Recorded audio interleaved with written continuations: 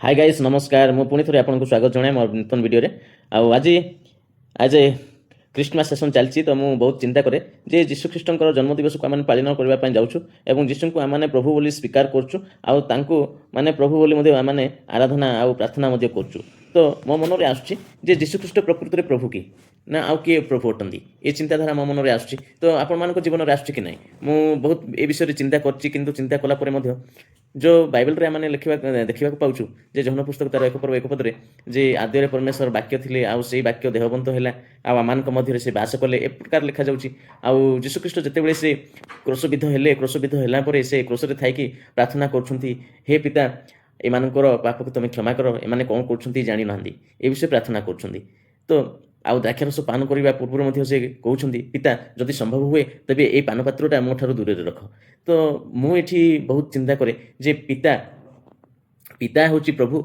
ईश्वर ना जीशुख्रीष्ट ही ईश्वर ए विषय मुझे बहुत चिंता करने कौन जानते कौन ना मुझे कहीपरि जे आपण जीवन में प्रकार चिंताधारा आसे कि ना मो पाखे आसी अच्छी किंतु ये विषय कहीं कहूँ मुझे माने क्लारिटी मत गोटे मिलगला जे जीशुख्रीष्ट प्रभु नुहति किंतु से होउछंती रेवलेशन ऑफ गॉड से होउछंती रिजेम्बल ऑफ गॉड से होउछंती कौन just like a mirror where we can see ourselves same like Jesus is the mirror of God जीशु को माध्यम दे जीशु को दे आम प्रभु को देखिपर कि ईश्वर को देखिपर तेणु से कहले जे मो पथ सत्य ओ जीवन जीशु अवश्य प्रभु नहांती किंतु से प्रभुंकर प्रतिमूर्ति बोली आम जाना उचित आउ जे जदि आम कहे आम माने पचारे जीशु केमिति प्रभु हेले तो आम जीशु को प्रभु बोली न कहीकि he is the revelation of God बस से होउछंती प्रभुंकर प्रकाशमान बोली आम कहवा उचित एणु मुझे वीडियोटा को मोर क्रिश्चियन समाज और मोर क्रिश्चियन बिलीव प्रत्येक भाई भूणी मानक मुझे वीडियो माने शेयर करने अनुरोध कर मोर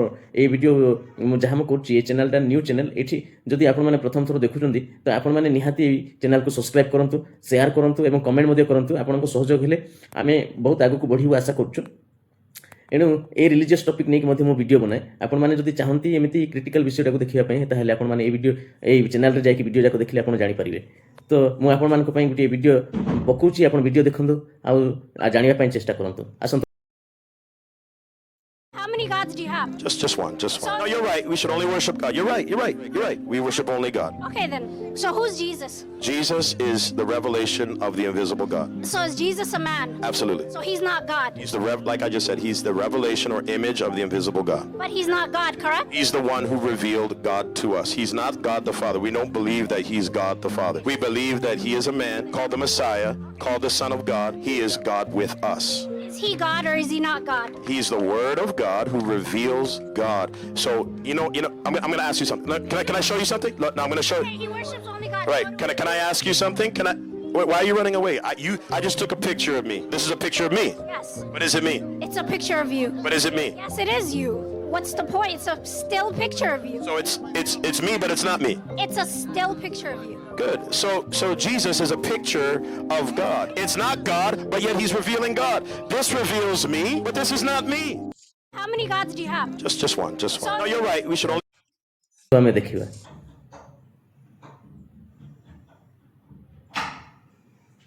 देखिले ए वीडियो रे जड़े लेडीज पचारुची जे आपणकर प्रभु केते जण अछंती आउ जो व्यक्ति कहूची से कहूची गोटे मात्र तेबे जीशुख्रीष्ट किए से जीशुख्रीष्ट किए जीशु को कहीं तुम प्रभु स्वीकार करछ आउ जड़े प्रभु अछंती तो तेबे जीशुख्रीष्ट प्रभु नुहंती किंतु से प्रभुंकर प्रतिमूर्ति प्रभु जीशुंकर से माने प्रकाशक बा जीशुंकर रेवलेशन बोली कह जाउची बाइबल जेमती गुटिए माने प्रभुंकर रेवलेशनटा प्रभुंको विषय रे लिखा जाइछि सेमिति प्रभु जीशु होउछंती प्रभुंकर प्रतिमूर्ति आमने ए विषय कहि परिबा आ प्रभु एक प्रभु केबे मध्य 2 3 किंबा 4 ही होंती नाही आ प्रभुंकर आत्मा जो आमने कहूछु से होउची आत्मा आ प्रभु आत्मा अटंती तांकु केबे मध्य केही मनीष देखि नांती Jesus is the revelation of invisible God अनदेखा परमेश्वरंकर प्रतिमूर्ति होउछंती जीसस एतिकी आपण कहि परिबे आउ आपणकर जुक्ति रे आपण जय हे परिबे तेणु मु ए वीडियोटा करूची जदि आपनको वीडियोटी भल लागिछि आपण निहाती अन्य लोक मानको शेयर करंतु।